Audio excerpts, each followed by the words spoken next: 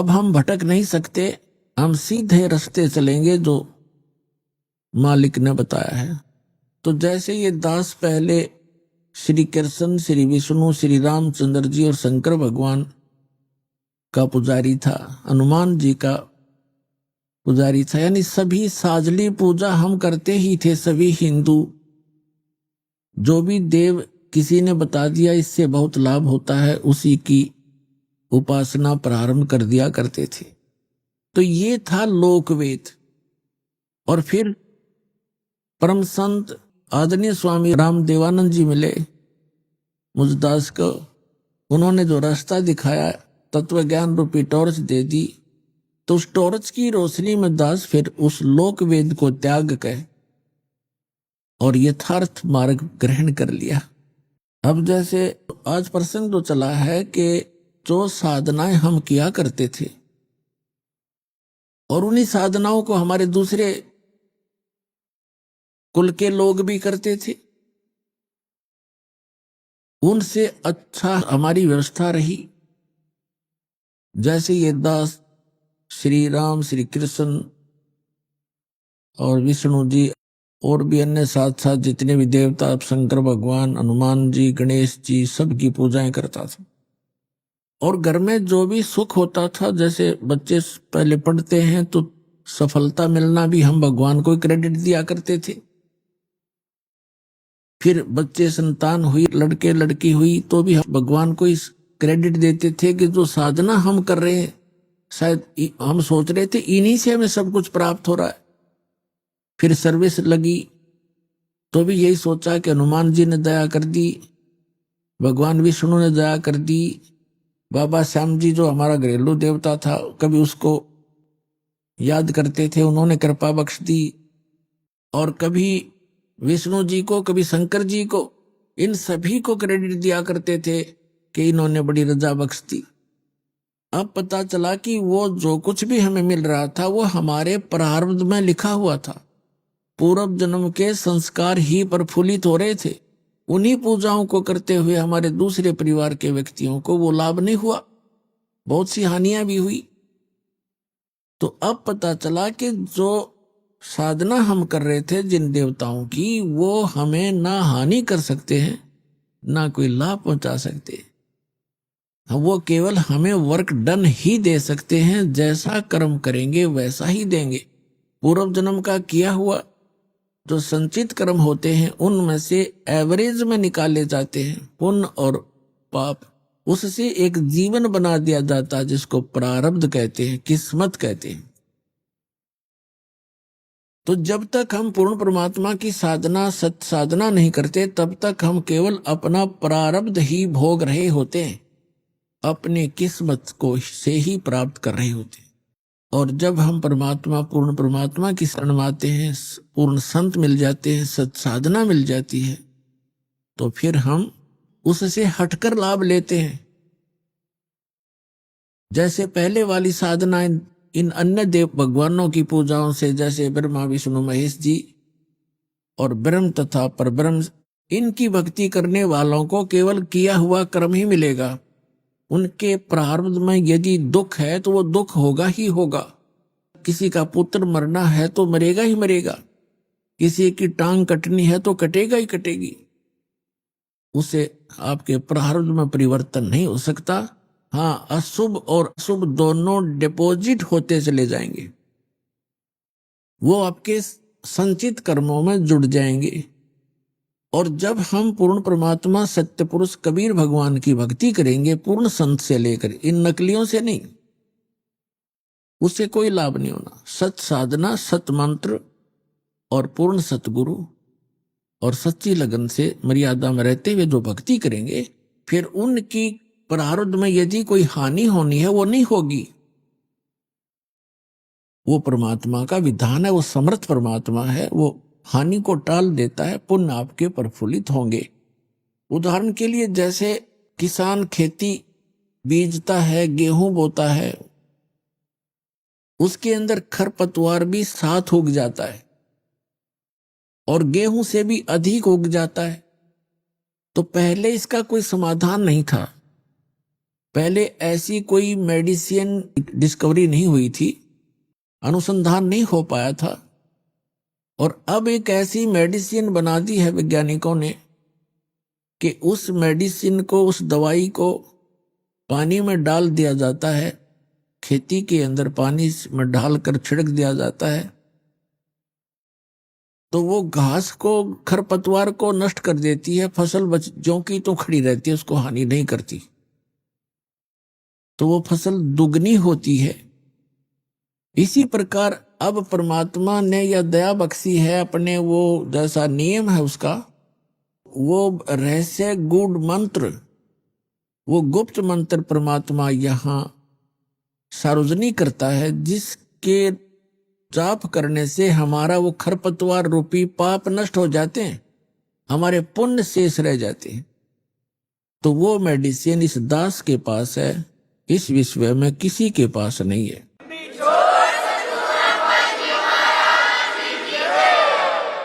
तो अब आपको दिखाते हैं कि श्री ब्रह्मा, श्री विष्णु, श्री शिव जी के विषय में हमारी गीता जी क्या बताती है, इनकी साधना करने वालों को क्या संज्ञा दी है। अब आपको दिखाते हैं श्रीमद् भगवत गीता अध्याय नंबर 7 का कुछ अंश दिखाते हैं। देखिएगा, श्रीमद् भगवत गीता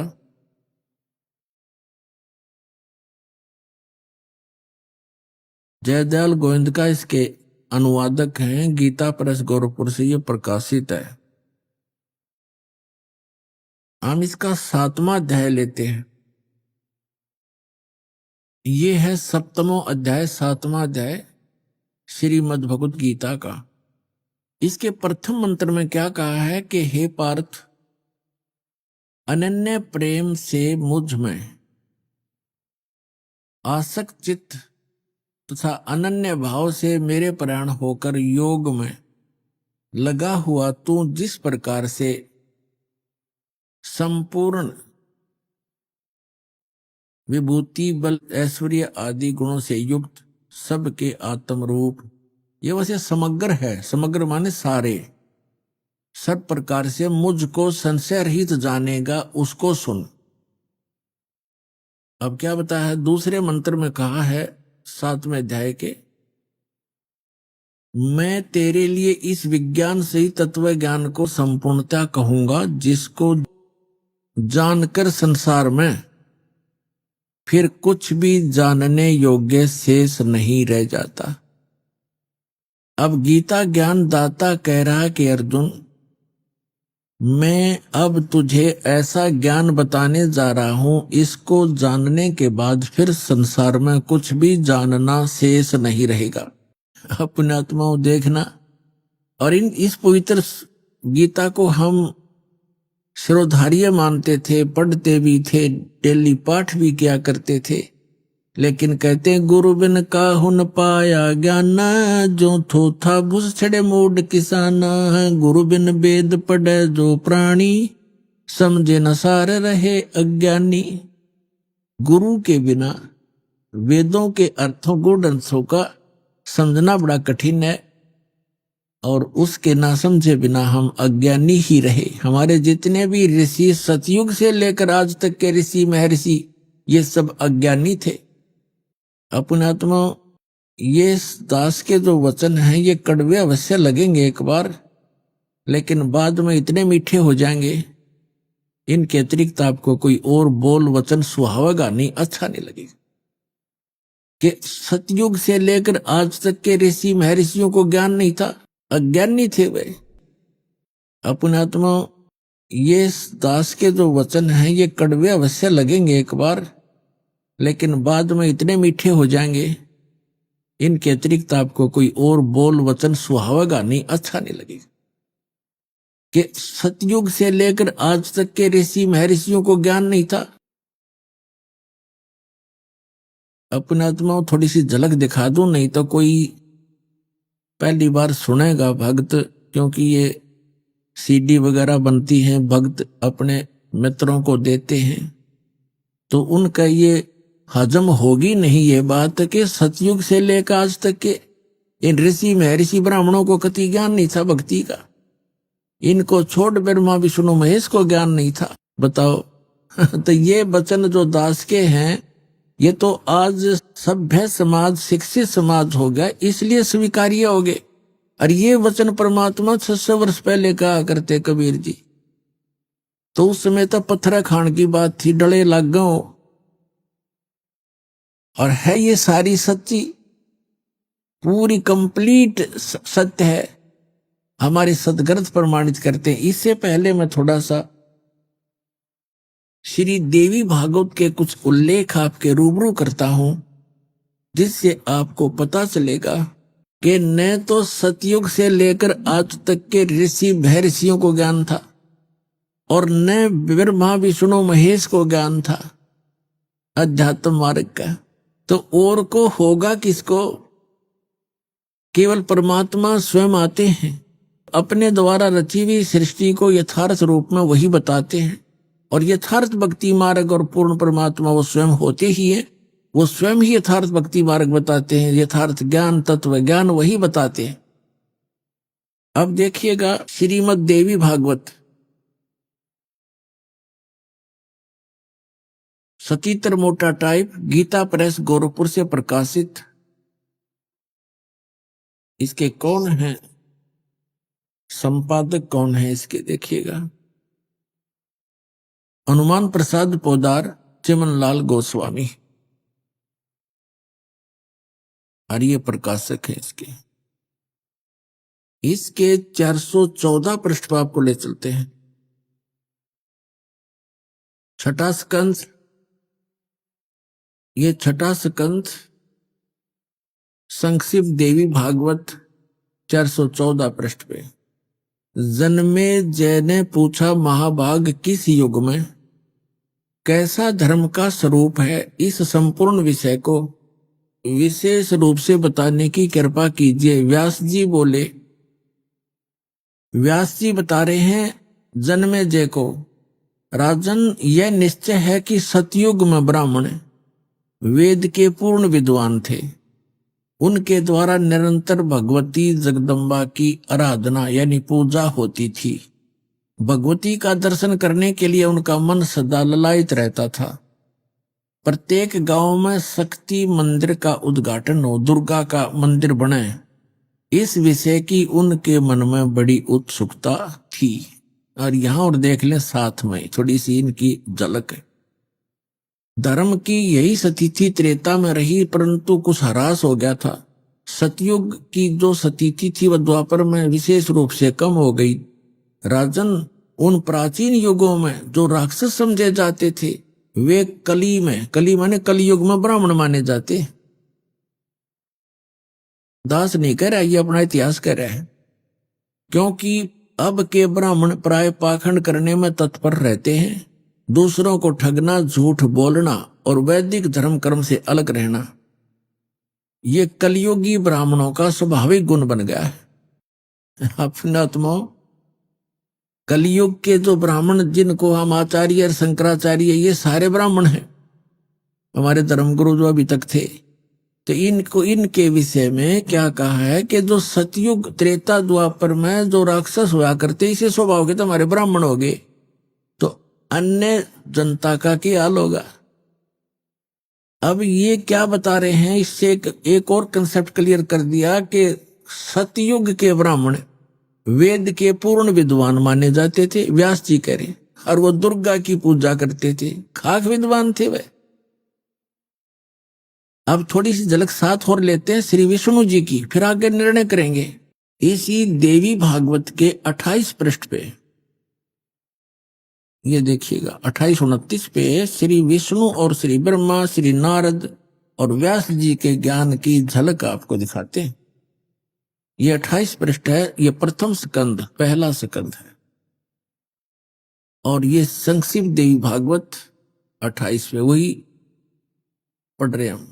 नारद और व्यास जी की गोष्ठी हो रही है। व्यास जी, नारद जी से पूछा है प्रश्न व्यास जी ने, और नारद जी बता रहे हैं। नारद जी ने कहा, महाभाग व्यास जी, तुम इस विषय में जो पूछ रहे हो, ठीक यही प्रश्न मेरे पिताजी ने भगवान श्री हरि से किया था। देवा अधिदेव भगवान जगत के स्वामी हैं। लक्ष्मी जी उनकी सेवा में उपस्थित रहती हैं, यानी विष्णु जी के विषय में बता रहे हैं। दिव्य कोष्ठमणि उनकी शोभा बढ़ाती है। वे शंख चक्र गदा लिए रहते हैं, पीतांबर धारण करते हैं, 4 भुजाएं। वक्ष स्थल पर श्रीवत्स का चिन्ह चमकता रहता है। वे चराचर जगत के आश्रय दाता हैं, जगत गुरु एवं देवताओं के भी देवता हैं। ऐसे जगत प्रभु भगवान श्री हरि महान तप कर रहे थे। उनकी समाधि लगी थी। यह देखकर मेरे पिता ब्रह्मा जी को बड़ा आश्चर्य हुआ।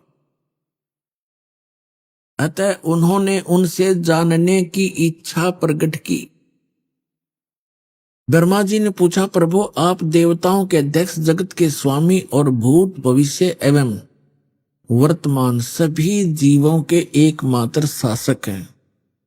ब्रह्मा जी विष्णु जी को यहाँ सबसे बड़ा भगवान बताने की चेष्टा कर रहा है। भगवान फिर आप क्यों तपस्या कर रहे हैं और आप किस देवता की आराधना में ध्यान मगन हैं? मुझे असीम आश्चर्य तो यह हो रहा है कि आप देवेश्वर एवं सारे संसार के शासक होते हुए भी समाधि लगाए बैठे हैं। ब्रह्मा जी के विनीत वचन सुनकर भगवान श्री हरि यानी विष्णु जी उनसे कहने लगे, ब्रह्मन सावधान होकर सुनो, मैं अपने मन का विचार व्यक्त करता हूं। देवता दानव मानव सब यही जानते हैं कि तुम सृष्टि करते हो, मैं पालन करता हूं, शंकर संहार किया करते हैं, किंतु फिर भी वेद के पारगामी पुरुष अपनी युक्ति से यह सिद्ध करते हैं कि रचने, पालने और संहार करने की यह योग्यता जो हमें मिली है, इसकी अधिष्ठात्री शक्ति देवी हैं। वे कहते हैं कि संसार की सृष्टि करने के लिए तुम में राजसी शक्ति का संचार हुआ है, यानी ब्रह्मा जी रजगुण है, ये सिद्ध होता जा रहा है, और मुझे सात्विक शक्ति मिली है, यानी विष्णु जी सतोगुण है, और रुद्र में तामसी शक्ति का आविर्भाव हुआ है, और शंकर जी तमोगुण है। इस शक्ति के अभाव में तुम इस संसार की सृष्टि नहीं कर सकते, मैं पालन करने में सफल नहीं हो सकता, और रुद्र से संहार कार्य भी संभव नहीं। ब्रह्मा जी हम सभी उसी शक्ति के सहारे अपने कार्य में सदा सफल होते आए। सुवर्त प्रत्यक्ष और परोक्ष दोनों उदाहरण मैं तुम्हारे सामने रखता हूं, सुनो। यह निश्चित है कि उस शक्ति के अधीन होकर ही मैं इस शेष नाग की सैया पर सोता और सृष्टि करने का अवसर आते ही जाग जाता हूं। मैं सदा तप करने में लगा रहता हूं, उस शक्ति के शासन से कभी मुक्त नहीं रह सकता।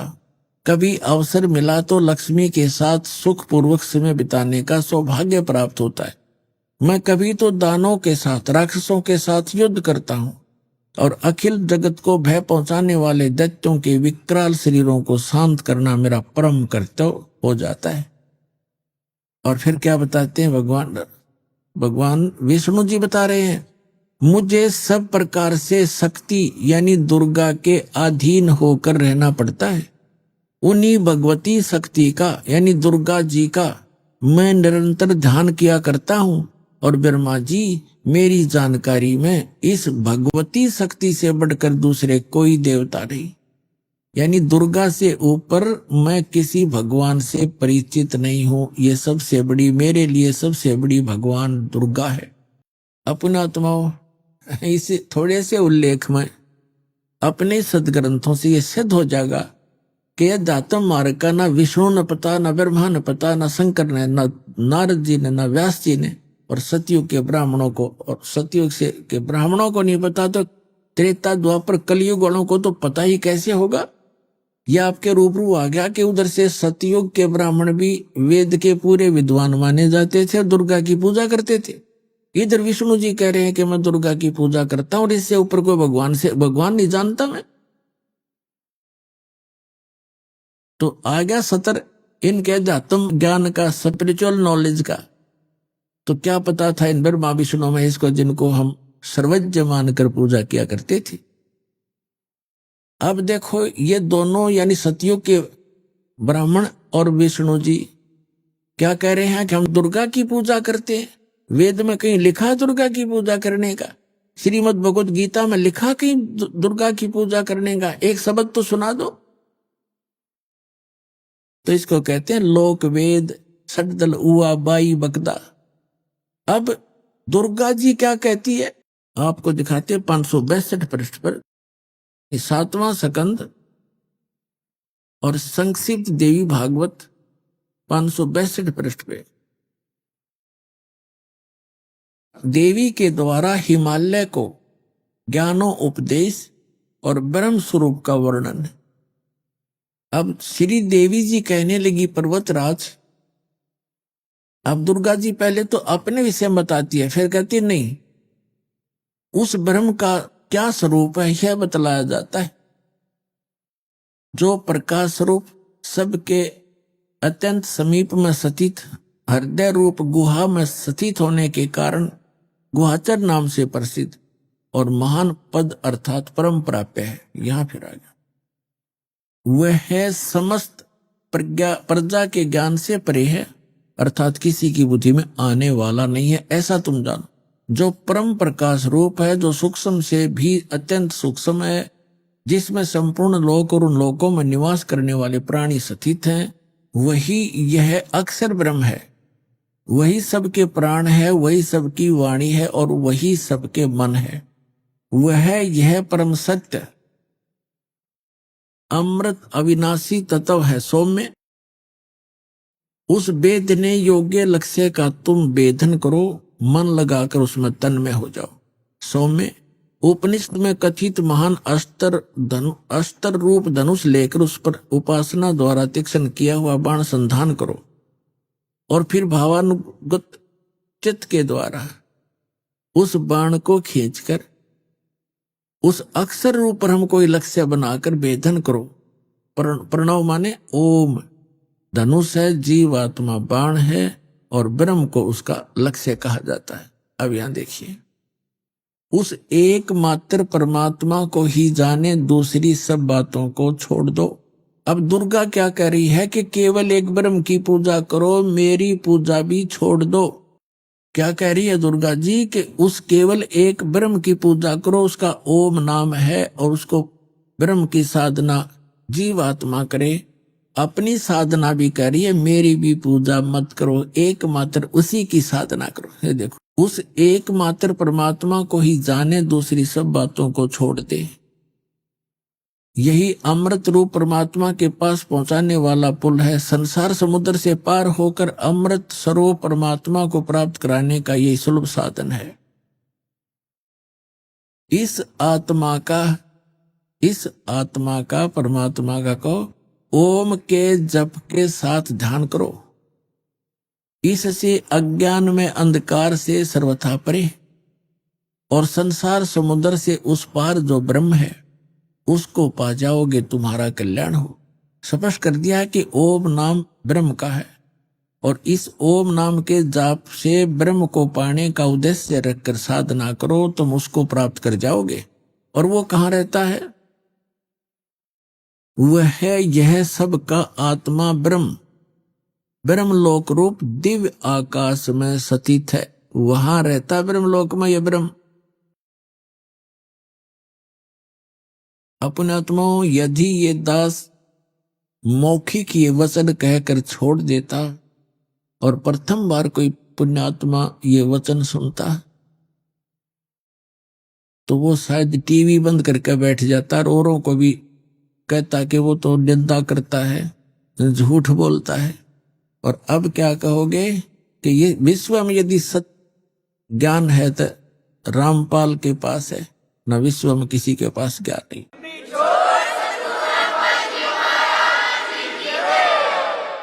अब हम आते हैं श्रीमद् भगवत गीता अध्याय नंबर 7 पर। इसके अंदर एक बहुत ही निर्णायक ज्ञान है, बहुत ही निर्णायक ज्ञान है, लेकिन हम समझ नहीं सके इन सत्ग्रंथों को, जिस कारण से हमें बहुत हानि हुई, जिसकी पूर्ति अब हो पाएगी।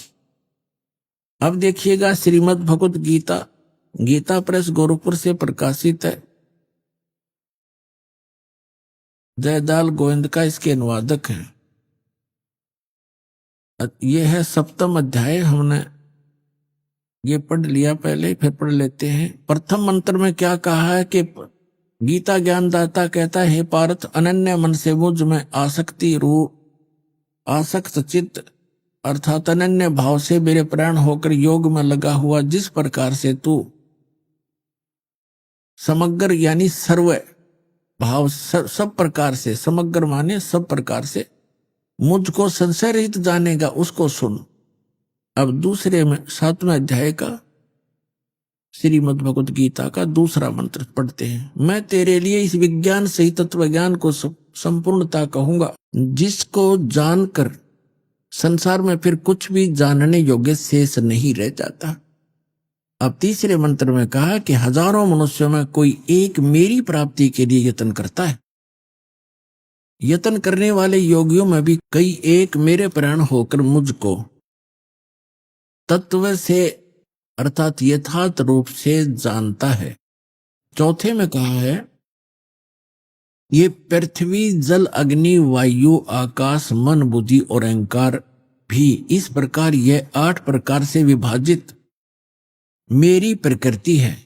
यह 8 प्रकार के भेद वाली तो अपरा मेरी जड़ प्रकृति है, और हे महाभाव, इससे दूसरी को जिससे यह संपूर्ण जगत धारण किया जाता है, मेरी जीव रूपा परा अर्थात चेतन प्रकृति जान।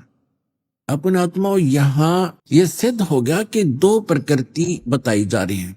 एक तो ये बताया है कि पृथ्वी जल वायु आकाश मन बुद्धि और अहंकार, ये 8 का योग से ये बनती है जड़ प्रकृति, और दूसरी या चेतन प्रकृति दुर्गा है। ये चेतन प्रकृति जो है दुर्गा है, अष्टंगी है। यहां ये कोड वर्ड है, क्योंकि श्रीमद् भगवत गीता वेदों का सारांश है। 4 वेद इतने मोटे हैं और उनसे ये पतली सी बुक 18 अध्याय बने हैं, जिसमें कुल 700 मंत्र हैं। तो वो कोड वर्ड ज्यादा है, और कोड वर्डों को टीचर ही समझा करते हैं। हमारे अध्यात्म गुरु जो थे वो टीचर नहीं थे, उनको इनका गूढ़ रहस्य का ज्ञान नहीं था। तो यहां सिद्ध हो गया कि एक तो ये जड़ प्रकृति, ये 8 जो बताई, पृथ्वी जल वायु अग्नि आकाश मन बुद्धि और अहंकार है, और दूसरी चेतन ये दुर्गा है। अभी स्पष्ट करेंगे आपके सामने। दुर्गा को प्रकृति भी कहते हैं। अब आगे ये क्या बताना चाहता है। अब श्रीमद् भगवद गीता का अध्याय हम 7 पढ़ रहे हैं, और इसमें ये 11वां मंत्र हम पढ़े। हे भरत श्रेष्ठ, मैं बलवानों का बल यानी आसक्ति और कामना से रहित बल सामर्थ्य हूं। मैं बलवानों का बल हूं, और सभी प्राणियों को, भूतों को, इन प्राणियों के धर्म के अनुकूल शास्त्र अनुकूल काम मैं हूं। धर्म अविरुद्ध काम मैं हूं। अब हम 12 से लेंगे। इसमें क्या बताया कि और भी जो सतगुण से उत्पन्न होने वाले भाव हैं, जो रजोगुण तथा तमोगुण से होने वाले भाव हैं, उन सब को मुझसे होने वाले हैं ऐसा जान, परंतु वास्तव में उनमें मैं और वे मुझ में नहीं है। अब यहाँ क्या प्रसंग है। ये श्रीमद् भगवद गीता में गीता ज्ञान दाता कौन है। ये श्री ब्रह्मा विष्णु महेश जी के पिताजी हैं, जो श्रीमद् भगवद गीता को बोल रहे हैं श्री कृष्ण में प्रवेश करके। अब यहाँ पर थोड़ा सा ये कंसेप्ट और क्लियर करना पड़ेगा कि श्रीमद् भगवद गीता का ज्ञान किसने दिया, क्योंकि श्रीमद् भगवद गीता को समझने के लिए ये जानना अनिवार्य है कि श्रीमद् भगवद गीता का ज्ञान श्री कृष्ण नहीं बोल रहा। श्री कृष्ण के अंदर प्रवेश करके ये ब्रह्म बोल रहा है, सरपुरुष बोल रहा है, ये काल बोल रहा है। यहां थोड़ा सा हिंट देंगे ताकि श्रीमद् भगवद गीता आपके बहुत आसानी से समझ में आएगी। अब आपको दिखाते हैं कि जब महाभारत का युद्ध समाप्त हो चुका और युधिष्ठिर जी को राजगद्दी प्राप्त होगी, तो श्री कृष्ण ने कहा पांडवों से कि अब मैं द्वारका जाना चाहता हूं। तब अर्जुन ने कहा कि भगवान, आप जी ने जो युद्ध के समय मुझे ज्ञान सुनाया था, श्रीमद् भगवद गीता जिसको कहते हैं, वो बुद्धि के दोष से मैं भूल गया। उसी ज्ञान को प्रभु एज इट इज सुनाना, फिर से सुनाना, हमें एक सत्संग करके जाना, ताकि हम आपके द्वारा दिए गए वचनों के आधार से हम अपना आगे राज्य भी करें और जीवन भी सफल करें। तो उसके विषय में आपको दिखाते हैं। ये है संक्षिप्त महाभारत द्वितीय खंड, गीता प्रेस गोरखपुर से प्रकाशित है ये।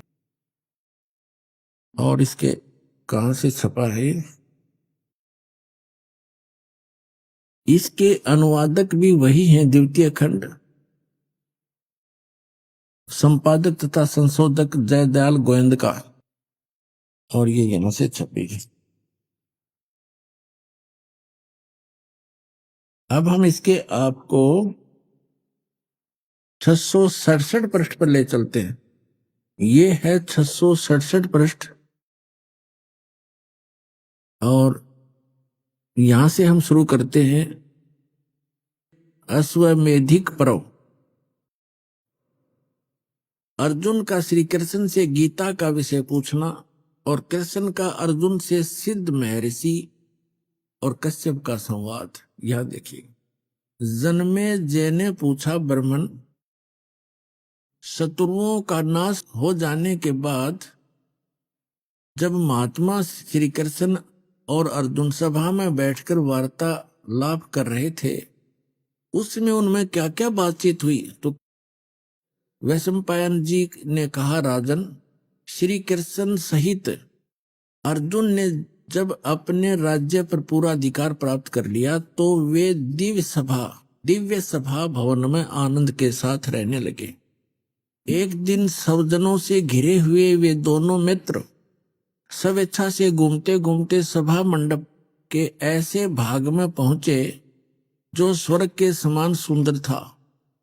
पांडुनंदन अर्जुन श्री कृष्ण के साथ रहकर बहुत प्रसन्न थे। उन्होंने एक बार उस रमणीय सभा की ओर दृष्टि डालकर भगवान से ये वचन कहा, देवकी नंदन, जब युद्ध का अवसर उपस्थित था, उसमें मुझे आपके माध्यम का ज्ञान और ईश्वरीय स्वरूप का दर्शन हुआ था, किंतु केशव, आपने स्नेहवश पहले मुझे जो ज्ञान का उपदेश किया था, वह इस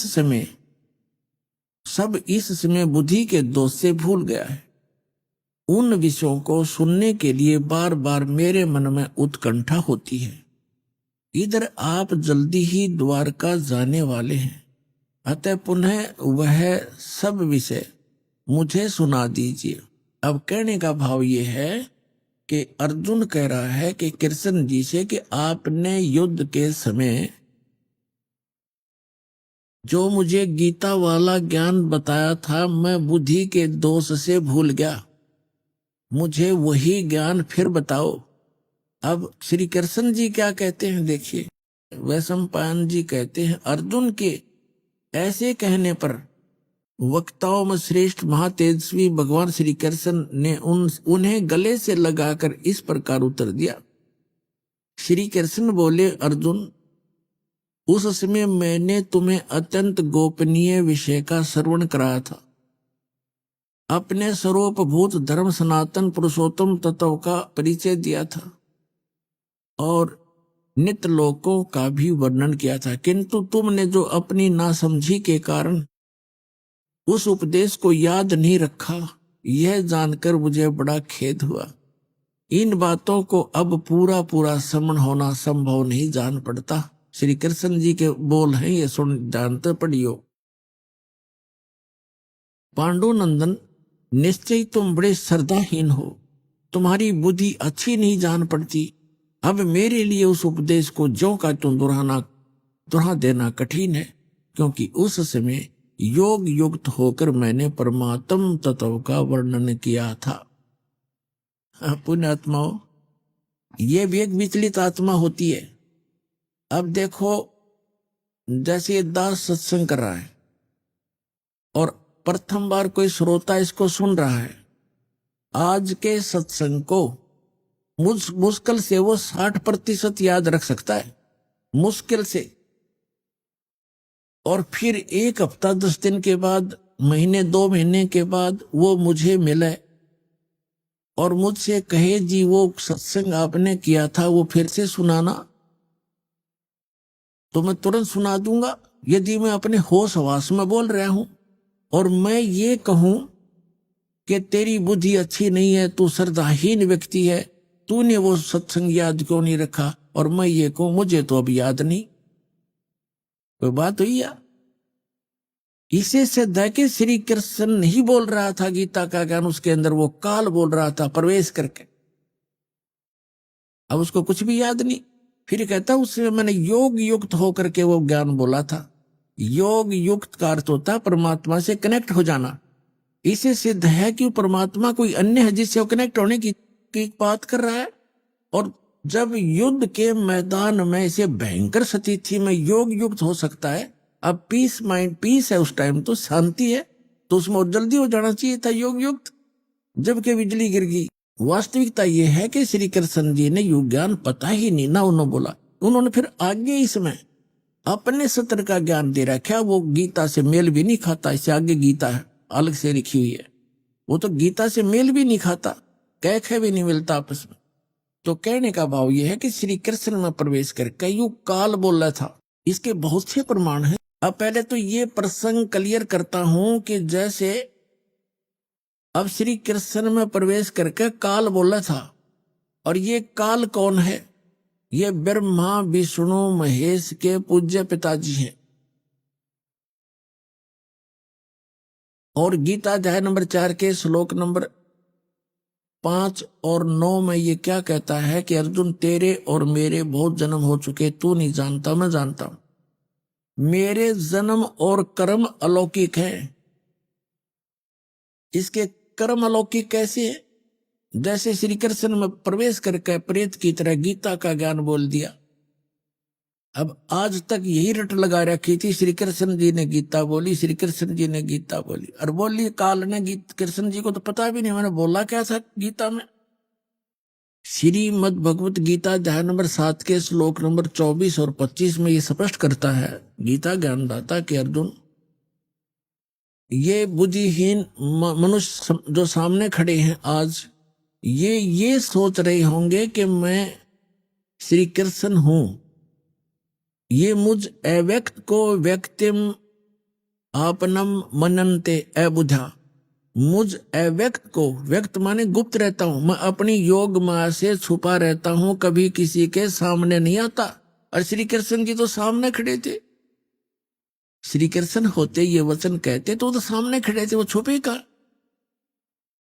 तो ये कहता मैंने प्रतिज्ञा, मेरी ये अटल प्रतिज्ञा है तो ये घटिया, पर मैं ये मेरी अटल प्रतिज्ञा, अविनाशी प्रतिज्ञा है, मैं कभी किसी के सामने नहीं आता। तो ये क्या करते रहे, जैसे आपको बहुत बार दिखा है श्री शिव महापुराण के अंदर, वो विद्वेश्वर संहिता के अंदर आता है, एक बार ब्रह्मा और विष्णु का इस बात पर युद्ध हो गया। ब्रह्मा जी कहते हैं मैं सारी सृष्टि का रचनहार हूं और आपकी भी उत्पत्ति मेरे से हुई है, विष्णु जी को कहते। और विष्णु जी कहते हैं कि आप मेरी नाभि कमल से उत्पन्न हुए हो, मैं सबका, सारी सृष्टि का रचने वाला मैं हूं, सबका पिता हूं, तो मेरा पुत्र है। ब्रह्मा जी कहते विष्णु जी को तू मेरा पुत्र है। अब इनको ये भ्रम कैसे हुआ? इनको ये भ्रम ऐसे होता है जैसे ऋषि लोगों ने समाधिस्थ होने की चेष्टाएं की और इसने प्रतिज्ञा कर रखी है मैं कभी अपने ओरिजिनल रूप में दिखाई नहीं दूंगा, किसी को दर्शन नहीं दूं।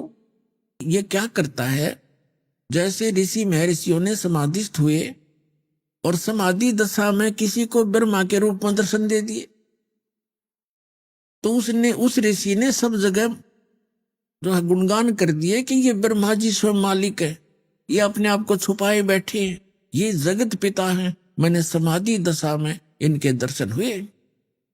इस बात से ब्रह्मा जी फूल गए, 10 20 50 ने ऐसे कह दिया और किसी को विष्णु जी के रूप में दर्शन दे दिए। तो उसने कहा कि विष्णु जी यही पूर्ण परमात्मा है, मैंने तो समाधि दशा में इनके दर्शन हुए, ये अपने आप को छुपाए हुए, ये जगत के मालिक हैं, जगत के रचने वाले हैं, समर्थ है। तो उससे विष्णु जी को भ्रम हो गया कि मैं ही रचने वाला हूं, सारे मुझे ही कहने लग रहे। किसी को शंकर भगवान के रूप में दर्शन दे दिए समाधि दशा में, अंदर अंतःकरण में। तो उसने बता दिया कि शंकर भगवान जो ये बैठे तमोगुण, यही सर्वशक्तिमान है, कालज्ञ मृत्युंजय सर्वज्ञ, सारी सृष्टि के रचना।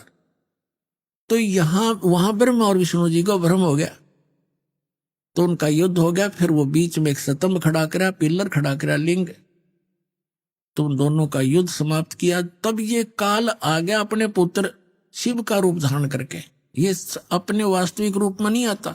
इसका वास्तविक रूप कौन सा है? जो श्रीमद् भगवत गीता का ज्ञान देते समय युद्ध के मैदान में दिखा था इसने, 1000 भुजा का है ये, सहस्रा बाहु है ये।